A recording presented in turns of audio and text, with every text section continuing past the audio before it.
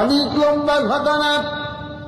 চক্রান্ত করে যখন বিষের শরবত ইমাম হাসানকে দেওয়া হলো, বিষ যখন কলেজা ধরে যায়, তার ছেলে কাসেমকে ডাকলেন, কাসেম রে, তাড়াতাড়ি যা রে, আমার ভাই হুসাইন কোথায়, তালাশ করে নিয়ে আস। এজিদের তরফ থেকে বোধ হয় বিষের শরবত দেওয়া হয়েছে, আমি চির বিদায় হয়ে যেতেছি, যা তাড়াতাড়ি। তালাশ করতে করতে কাসেম যা দেখে রাসূলের রওজার কাছে হযরত ইমাম হুসাইন। দৌড়ে আসলেন, ভাই গো কি হয়েছে? হুসাইনের গলায় ধরে কান্দেন, চির বিদায় দাও হে আমার ও ভাই হোসেন রে, ওরে ডাকিতেছে নানাজি আর মা। ও ভাই রে, এমন দারুণ বিষ রে খাওয়াইল আমারে, বিষের চোটেতে প্রাণ আমার যেতেছে বাইরে। ও ভাই হোসেন রে, ওরে ডাকিতেছে নানাজি আর মা। ও ভাই রে,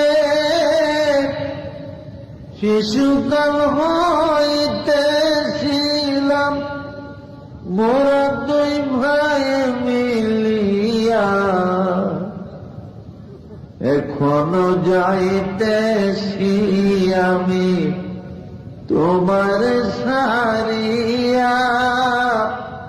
ভাই হোসেন রে, ওরে ডাকিতেছে নানাজি আর মা।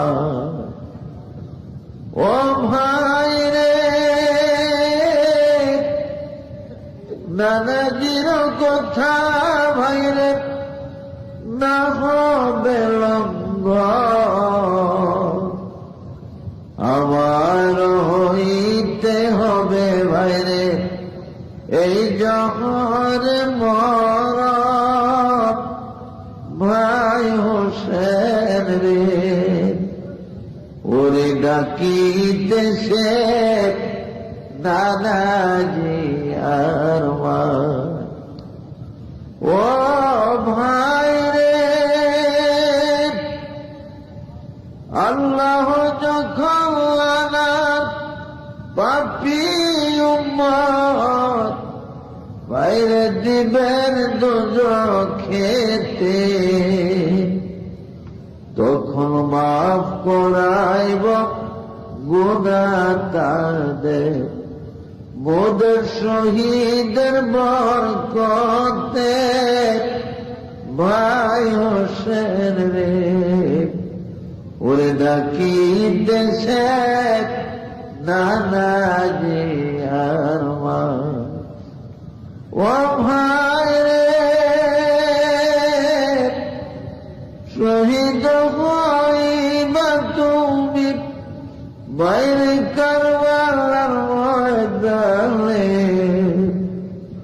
ওরে নবীর বংশের কেউ রবে না শুধু জয়নালার দিন বিলে। ভাই হোসেন রে, ওরে ডাকিতেছে নানাজি আর মা। ও ভাই রে, আরো একটি কথা ভাই রে তুমি আমার রাখিও মনেতে, তোমার সখীরারে বিয়ে দিও ভাই রে ওই আমার কাসেমের সাথে। ভাই হোসেন রে, ডাকিতেছে নানাজি আরমান। ও ভাই রে, শেষ সালাম দিয়া ভাই রে আমি বিদায় হয়ে যাই। এই সালামের জবাব যেন আমি কাল হাসরের দিন পাই। ভাই হোসেন রে, ওরে ডাকিতেছে নানাজি আরমান। এমনি ভাবে হযরত ইমাম রাদিয়াল্লাহু বিদায় হয়ে গেলেন। ইন্না লিল্লাহি ওয়া ইন্না ইলাইহি রাজিউন। মদিনায় জান্নাতুল বাকিতে মা ফাতেমার পাশে হাসানকে কবর দেওয়া হয়। আজ মদিনায় গেলে পাক পবিত্র হৃদয় নিয়ে নিশির রজনীতে আল্লাহর পাগল বান্দারা জান্নাতুল বাকিতে মা ফাতেমা হাসানের রওজার পাশে জিয়ারতে বসলেন, দাঁড়াইলেন। আজও যেন শোনা যায় হযরত হাসান এবং ফাতেমার কান্দনের আওয়াজ। হযরত ফাতেমা তার সন্তান হাসানকে দিকে দিকে কান্দে আর বলে, রে আমার বাবা হাসান রে, আমি ফাতেমা আল্লাহর কসম করে বলি রে হাসান, হাসান রে, তোমার বাবা আলী কারামুল্লাহ ওয়াজহুকে আমি আমার বিবাহের মোহরের টাকা ক্ষমা করে দিয়েছি রে হাসান, একমাত্র বাবার গুনাহগার উম্মতের নাজাতের জন্য। এই প্রতি উত্তর কান্নার শব্দ আজ হাসানের রওজা থেকে নবীর পাগলরা শুনে। ইমাম হাসানকে দেখে ডাকে আর বলে, মা গো, আমি হাসান আল্লাহর কসম করে বলে গো মা, কাল হাসরের কঠিন দিনে আমার নানার গুনাহগার উম্মত গুলির আল্লাহর ফেরেশতারা যখন মা গো লোহার জিনের গলায় লাগায় টানিয়া টানিয়া দুজকের দিকে নিয়ে যাবে, ছোট ভাই হুসাইনকে নিয়ে আসগরের কাসেমের হুসাইনের কারবালার ওই রঙিন রক্ত মাখা জামা কাপড় গুলা নিয়ে আমরা দুনো ভাই দুজকের দরজা দাঁড়াইয়া থাকবো গো মা।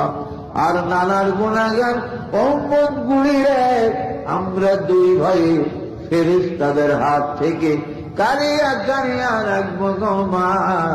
আমরা নানার উম্মত দুজকে জ্বলতে দিব না।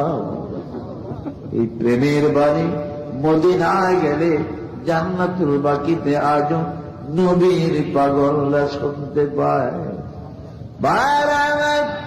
1962 ইংরেজির মাঝামাঝির দিকে আমি গুনাহগার বাগদাদের জিয়ারত করে বাগদাদ থেকে সিরিয়া যাওয়ার পথে বাগদাদ শহরের গাউসুল আজমের মাজার তারানি মাজার থেকে 2 মাইল পশ্চিম দিকে জমিয়তুল হিলালের মধ্যে বাগদাদের খলিফা বাদশাহ হারুন ইবনে রশিদের কবর এবং তার বিবি জুবাইদার কবর সহ এখানে 42 জন আউলিয়ার কবর আছে। এখান থেকে 119 মাইল পশ্চিম দিকে গেলে ফোরাত নদী পড়ে। আমাদের ইন্টারন্যাশনাল সার্ভিসের 3টা বাস পাশাপাশি যখন ফোরাত নদীর পুলের উপরে যায় উঠে, আফগানিস্তানের মাওলানা ওবায়দুল্লাহ আর আফগানি আমাদের সাথে ছিলেন।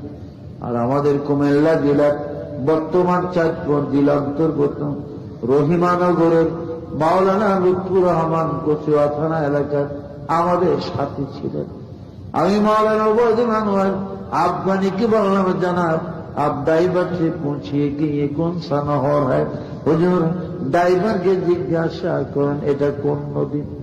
আরবি ভাষায় তিনি জিজ্ঞাসা করলেন, আইয়েন নহরে হাজি, এর ড্রাইভার বলো তো এটা কোন নদী। ড্রাইভার বলে, আসে হাজা নহরে ফোরাত। হুজুর এটার নাম হলো ফোরাত নদী। এই ফোরাতের কথা আমাদের বাসের ভিতরে যখন মুসলমানদের কানে আওয়াজ আসলো, আমাদের বাসের ভিতরে একটা রোনাগারের শোরগোল পড়ে যায়। প্রত্যেকটি মুসলমান দুই চোখের পানি ছেড়ে কান্দে আর বলে, ড্রাইভার বাস আর সামনে চালায়ও না, এইখানে রাখো রে, আমরা ইমাম হুসাইনের ফোরাত নদী জীবনের মতো একবার দেখে নেই। আধা ঘন্টার কিছু বেশি সময় ফোরাতের বার অবস্থানে পড়ে 4 মাইল পশ্চিম দিকে গেলে কুফা নগরে ইমাম আজম আবু হানিফার মাতৃভূমি কুফা। কুফা থেকে 2 মাইল দক্ষিণ দিকে আসলে নজব আশরাফ নামক জায়গাতে হযরত আলী রাদিয়াল্লাহু আনহুর পবিত্র মাজার শরীফ।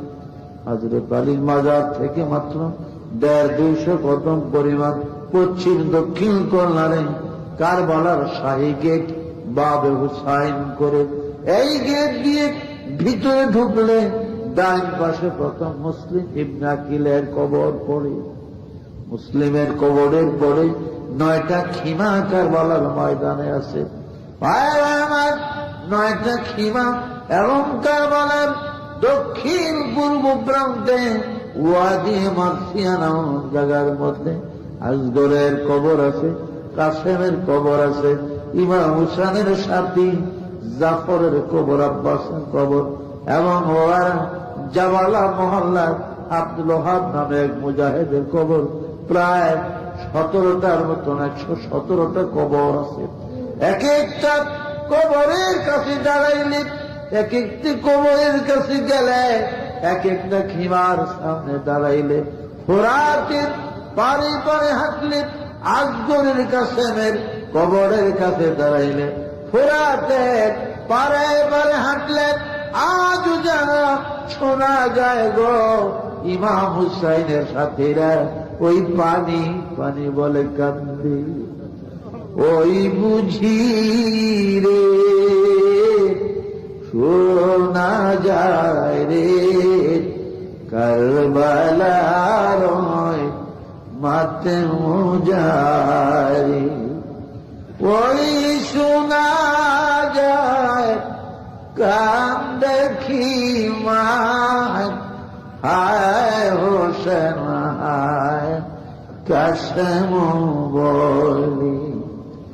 ওই শোনা যায় ওই খিমাতে শৌখিনার রোনা জারি, এই দুনিয়ায় কেহ নাই রে আমার মতো অবলারি। ওই শোনা যায় ওই খিমাতে শহর ভাবুন মাতে মুজারি, কাছে ভালো বেহসহালে আজ গরে কোলে করি, জয়লালে গলে ধরি শহর ভাঙুন গড়া গড়ি, আরে জয়লাল মার কুলে আরে জয়লাল মার কুলে আয়, কাফি তরি দয় শীতল করি। আজ কারবালায় গেলে ফোরাত নদীর পাড়ে ঘুরলে, এক একটা কবরের কিনারে দাঁড়াইলে, আজগন জাফর আব্বাস ওহাবের কবরের পাশে দাঁড়াইলে, ফোরাতের পারে পারে হাঁটলে আজও যেন শোনা যায় গো ইমাম হুসাইনের সাথীরা যেন পানি পানি বলে কান্দি। এই কারবালার করুণ কাহিনী কেন হয়েছিল? আমার রাসূলুল্লাহ সাল্লাল্লাহু আলাইহি ওয়াসাল্লামের মাঝে মাঝে তিনি বিবি খাদিজার কথা যত স্মরণ করতেন, আয়েশা সিদ্দিকার সামনে। বিবি আয়েশার চক্ষুগুলা তখন লাল হয়ে যায়। বুড়ির কথা কেন আপনি স্মরণ করেন? 25 বছরের যুবক ছিলেন, 40 বছরের বুড়িরে বিবাহ করলেন। খাদিজার কথা কেন স্মরণ করলেন? রাসূল চোখের পানি ছেড়ে কাঁদতেন আর বলতেন, আয়েশা গো, আমি খাদিজার কথা স্মরণ করলে চক্ষু তোমার লাল করো না। খাদিজা আমার দুঃখের দিনের সাথী গো, তুমি আমার সুখের দিনের সাথী। আয়েশা, খাদিজার অগণিত ধন দৌলত যদি গো আমাকে দান না করতো, এই পৃথিবীতে আমি কালেমা জারি করতে পারতাম না। আমার খাদিজা যদি না হইতো ফাতেমা হতো না, ফাতেমা যদি না হইতো তাহলে হাসান হুসাইন হতো না, আর হাসান হুসাইন যদি না হইতো তাহলে শহীদে কারবালা হতো না, শহীদে কারবালা না হলে আমার গুনাহগার উম্মত জান্নাতে যেতে পারত না। আমার হাসান হুসাইনের এই খুনের বিনিময়ে, শহীদের বিনিময়ে আমার উম্মত আমি পান করব। ভাইরা, এবার ইমাম হুসেনের সাথীরা অনেকেই মারা গেলেন, অনেকেই মরে গেলেন। ভাইরা আমার, পানি অবরোধ করেছে আব্দুল ওহাব নামে জাবালা মহল্লার একটা ছেলে, মাত্র 14 বছরের যুবক। 17 দিন ধরে বিবাহ করেছে, মার একটি সন্তান আদর করে বিবাহ করিয়েছে। আজ 17 দিন বিবাহের বয়স। নব স্ত্রীকে নিয়ে, নতুন বউ নিয়ে ঘরে বসে আছে। এমন সময় আব্দুল ওহাবের মা দরজায় দাঁড়ায় দেখি, রে আব্দুল ওহাব, কথা শুন। দরজায় দাঁড়া, বলে কি বলবো মা, বলো। আব্দুল ওহাব রে পথে দিয়া পথিক রে বলতে বলতে গেল, রাসূলের দুলাল ফাতেমার কলেজার টুকরা ইমাম হুসাইন নাকি কারবালায় বিপদে পড়ে গেছে, এদিদের সোনালা পানি বন্ধ করে দিয়েছে। আব্দুল ওহাব রে, আমার মন বলে রে বাবা, জান্নাতে যাওয়ার এমন সুযোগ জীবনে আর পাবি না। আর দেরি নাই, তাড়াতাড়ি আব্দুল ওহাব যুদ্ধের ঘোড়ায় চড়ে, যুদ্ধের পোশাক পরিধান করিয়া, তীর তলোয়ার ঢাল কামান নিয়ে মার দরজায় যায় হাজির। মার কদম মুসি করে বলে, মা বিদায় দিগু মা, আমি ইমাম হুসাইনের সাহায্যের জন্য এই মুহূর্তে কারবালায় রওনা হলাম। ও মা, তোর ওহাবের বিদায় দেয়, আর হয়তো আসরের ময়দান ছাড়া দেখা হবে না। মা দুঃখেরই চোখের পানি ছেড়ে কাঁদলেন। আব্দুল ওহাব রে, যাক আমি হাসি মুখে খালি খালায় অন্তর দিলাম, তোর বিদায় করে দিলাম। যারে আব্দুল ওহাব যা, আমার হৃদয় আমার মন ওই দিন ঠান্ডা হবে রে, যেদিন আসরের মরু ময়দানে আল্লাহ রাব্বুল আলামিন আমাকে শহীদের জননী বলে ডাক দিবে। মায়ের থেকে বিদায় দিয়ে এবার আব্দুল ওহাব বিবির ঘরের দরজা আবার গেলেন। বিবি গো, আর 17 দিন ধরে বউ বানায়া ঘরে আছে। জীবনের কত পরিকল্পনা, সংসারের কত বিলাস জীবন তোর চোখে ভাসতেছিল বিবি, সবই তো বিস্মার হয়ে যাবে। বিবি গো, তোর জীবন রাখার কয় তোর পূরণ হলো না। রাসূলের নাতি ফাতেমার দুলাল হুসাইন গো কারবালায় বিপদে পড়ে গেছে, আমি মুসলমান হয়ে কেমন করে বসে থাকি।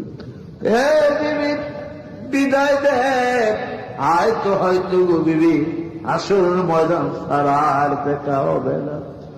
আব্দুল ওহাবের 17 দিনের পূর্বের বিবাহিত স্ত্রীর স্বামীর কদম বসি করেন, বলে স্বামী গুজার, ও সব আল্লাহর শাশুড়ি আম্মা যখন আপনাকে বিদায় দিয়েছে গো স্বামী, আমি সাথে সাথে এই দেখেন হাত পায়ের শরীরের গহনা পত্র গুলা খুলিয়া পালাইছি। আমি যান, আমি মন উজাড় করে অন্তর থেকে আপনাকে চির বিদায় দিলাম যান। আমার মন আমার অন্তর ওই দিন শান্তি পাবে।